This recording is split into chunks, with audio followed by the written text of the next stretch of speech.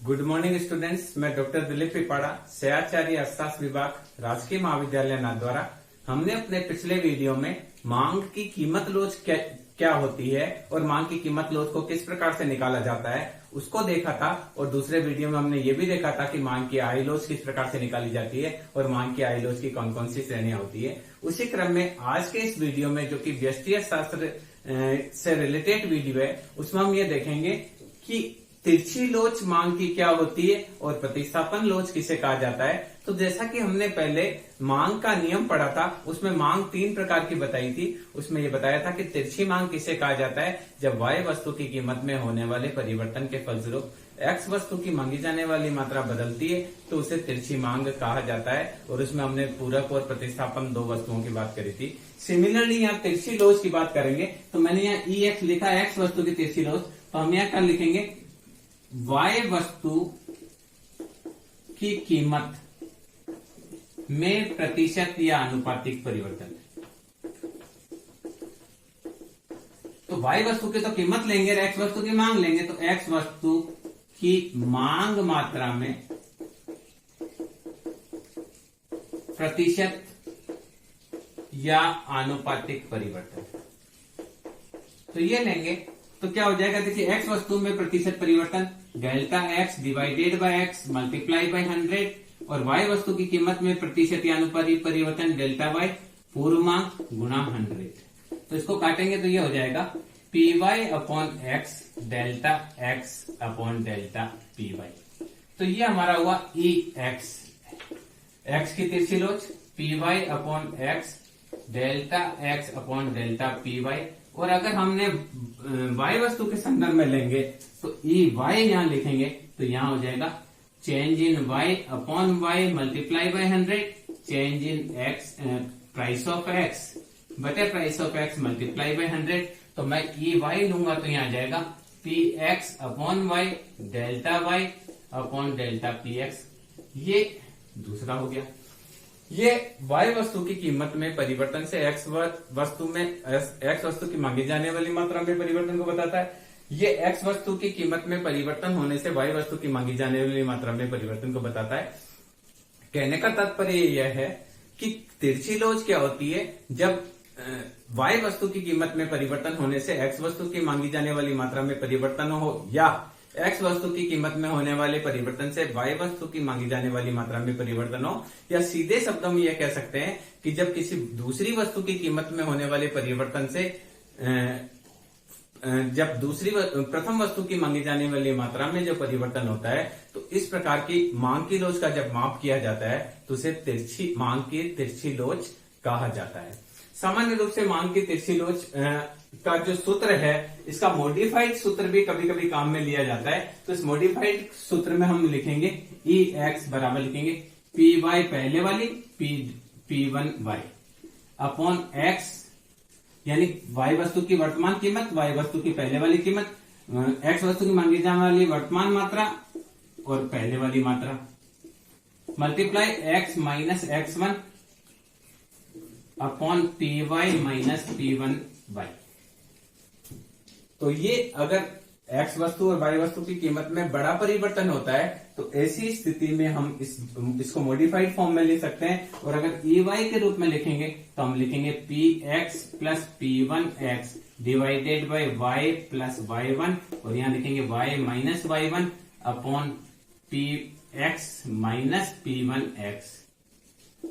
तो यहां देखिए क्या होगा, x वस्तु की पूर्व मात्रा, x वस्तु की नवीन मात्रा, y वस्तु की पूर्व कीमत, y वस्तु की वर्तमान कीमत, इसी प्रकार से ये उल्टा चेंज होगा। तो इस प्रकार से मांग की तिरछी लोच की गणना की जा सकती है। सामान्य रूप से मांग की तिरछी लोच 3 प्रकार की होती है, क्योंकि तिरछी लोच में हम 3 प्रकार की वस्तु लेते हैं। सबसे पहले हम लेते हैं जैसे प्रतिस्थापन वस्तु। प्रतिस्थापन वस्तुएं वह वस्तुएं होती है जो जब एक वस्तु के स्थान पर दूसरी वस्तु काम में आती है, तो इस प्रकार की वस्तु को हम प्रतिस्थापन वस्तु कहते हैं। जैसे समोसे के स्थान पर हम कचौरी खा सकते हैं, चाय के स्थान पर कॉफी पी सकते हैं, रोटी के स्थान पर चावल यूज किए जा सकते हैं, शर्ट के स्थान पर टी शर्ट पहना जा सकता है। तो इस प्रकार की जो वस्तुएं होती है वो क्या कहलाती है? प्रतिस्थापन वस्तुएं कहलाती है। तो प्रतिस्थापन वस्तुओं में क्या होता है? सामान्य रूप से मांग की आयलोच जो होती है वो पॉजिटिव होती है, अर्थात जब चाय की कीमत कम थी तो कॉफी की मांगी जाने वाली मात्रा, ये कॉफी की मांग और ये चाय की कीमत। जब चाय महंगी हो जाती है तो लोग चाय के स्थान पर क्या पीने लग जाते हैं? क्योंकि उसका सब्स्टिट्यूट कॉफी है तो कॉफी पीने लग जाते हैं। तो प्रतिस्थापन वस्तुओं में सामान्य रूप से जो मांग की लोच होती है वो क्या होती है? पॉजिटिव होती है, क्योंकि व्यक्ति क्या करता है? एक्स वस्तु की मांगी जाने वाली चाय की कीमत बढ़ने पर कॉफी की मांगी जाने वाली मात्रा बढ़ जाती है। ये हमने पहले से भी डिस्कस किया था। तो इसी को अगर गणितीय रूप में नापें कि कितना % रहा है तो इसको हम बोलेंगे मांग की तिरछी लोच। अगर वस्तुएं पूर्ण प्रतिस्थापन है, बहुत ज्यादा प्रतिस्थापन होगी तो मांग की लोच इकाई से अधिक होगी, और वस्तुएं कम प्रतिस्थापन होगी तो मांग की लोच क्या होगी? इकाई से कम होगी। दोनों स्थिति में पॉजिटिव, पर अगर वस्तुएं पूर्ण प्रतिस्थापन है यानी एक के स्थान पर दूसरी पूरी तरह से काम में आ सकती है तो वहां की तो ऐसी स्थिति में प्रतिस्थापन की लोच अधिक होगी।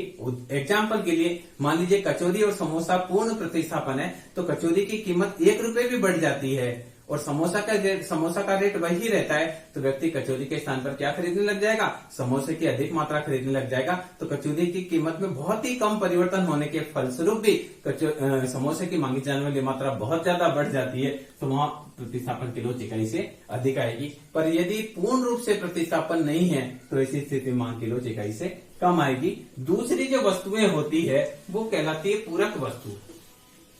तो पूरक वस्तु में क्या होगा, इसको समझने की बात है। सेकंड है पूरक वस्तु। पूरक वस्तु का मतलब है एक वस्तु के स्थान पर एक वस्तु के साथ आपको दूसरी वस्तु भी लेनी पड़ती है। जैसा कि हम पहले से चर्चा कर चुके हैं, कुछ वस्तुएं पूरक होती है। जैसे आप कार लेंगे तो पेट्रोल या डीजल जिसकी भी कार है वो आपको लाना पड़ेगा। पेन के साथ स्याही एक पूरक वस्तु है, रोटी के साथ सब्जी एक पूरक वस्तु है, शूज के साथ सॉक्स एक पूरक वस्तु है। बहुत सारी वस्तुएं ऐसी होती है जो एक लेने पर आपको दूसरी लेनी पड़ती है। आप दाएं पैर का जूता लेंगे तो आपको बाएं पैर का जूता भी लेना पड़ेगा। एक बाएं हैंड का आप ग्लव्स लेंगे तो आपको दाएं हैंड का भी ग्लव्स लेना पड़ेगा। यानी ये पूरक वस्तुएं हैं। तो सामान्य रूप से पूरक वस्तु में क्या होता है कि अगर मान लीजिए कार की कीमत बढ़ जाती है तो कार की कीमत बढ़ने से व्यक्ति कार कम खरीदेगा तो उसका प्रभाव पेट्रोल की मांगी जाने वाली मात्रा पर भी पड़ता है। तो इन पूरक वस्तुओं में ऋणात्मक संबंध होता है। ऋणात्मक संबंध का मतलब है कीमत कार की, देखिए कार की कीमत और पेट्रोल की मांग। जब कार सस्ती मिलती है तो लोग कार बहुत ज्यादा खरीदते हैं तो पेट्रोल की मांग ज्यादा होती है।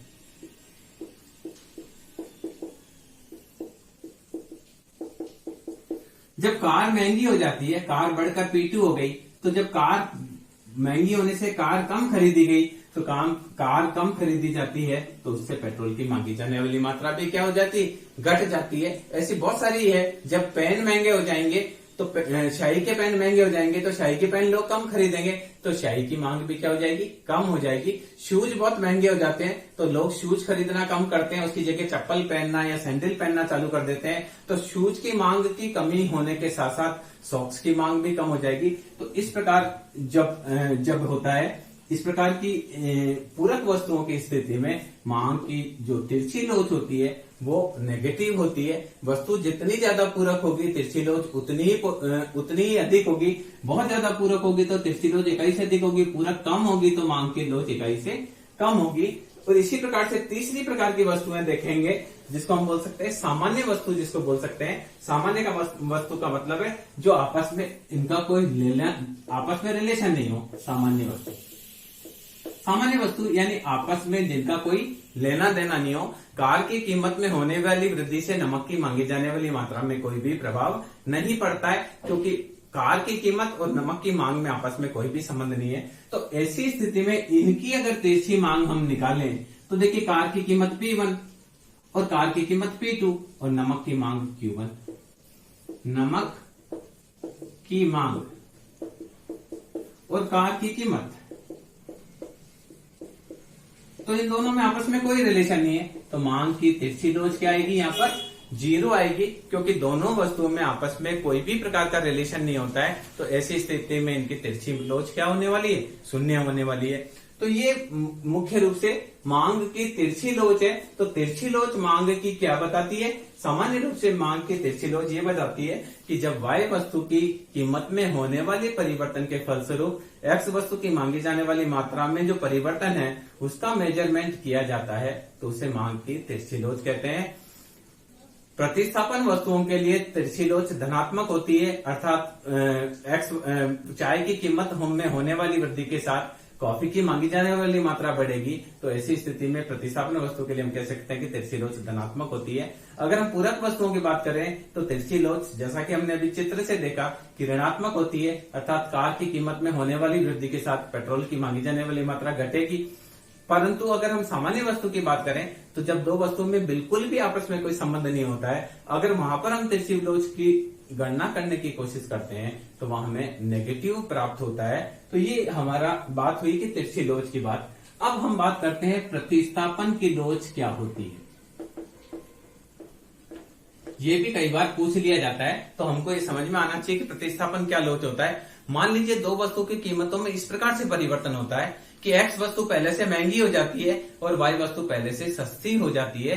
तो उपभोक्ता क्या करेगा, उपभोक्ता x वस्तु का y वस्तु से प्रतिस्थापन तब तक करता रहेगा जब तक कि वह पूर्व संतुष्टि के स्तर पर नहीं आ जाता है। तो इस पूर्व संतुष्टि के स्तर पर प्राप्त करने का जो प्रयास है उसको हम बोलते हैं प्रतिस्थापन की लोच। या अगर हम इसको अर्थशास्त्र की भाषा में कहें तो ये कह सकते हैं कि अपने पूर्ण संतुष्टि के स्तर पर बने रहने के लिए दो वस्तुओं की कीमतों के अनुपात में होने वाले परिवर्तन के फलस्वरूप उपभोक्ता उनकी मांगी जाने वाली मात्रा के अनुपात में जो परिवर्तन करता है उसके अनुपात को ही प्रतिस्थापन की लोच कहा जाता है। तो हम लिख सकते हैं कि प्रतिस्थापन की लोच, तो देखिए x व y वस्तु के अनुपात में परिवर्तन बटा x और y वस्तु का पूर्व अनुपात। देखिए x व y वस्तु की मांगी जाने वाली मात्रा के अनुपात में प्रतिशत परिवर्तन बटे x वस्तु व y वस्तु की कीमत के अनुपात में px बटे py बटे px बटे py मल्टीप्लाई बाय 100 क्या है। प्रतिस्थापन की लोच को क्या कहेंगे, दो वस्तुओं के जो मांग मात्रा में अनुपातिक परिवर्तन बटे दो वस्तुओं के कीमतों के अनुपात में प्रतिशत परिवर्तन बोल सकते हैं। या हम बोल सकते हैं दो वस्तुओं के मांग के अनुपात में प्रतिशत परिवर्तन बटे दो वस्तुओं के कीमत के अनुपात में प्रतिशत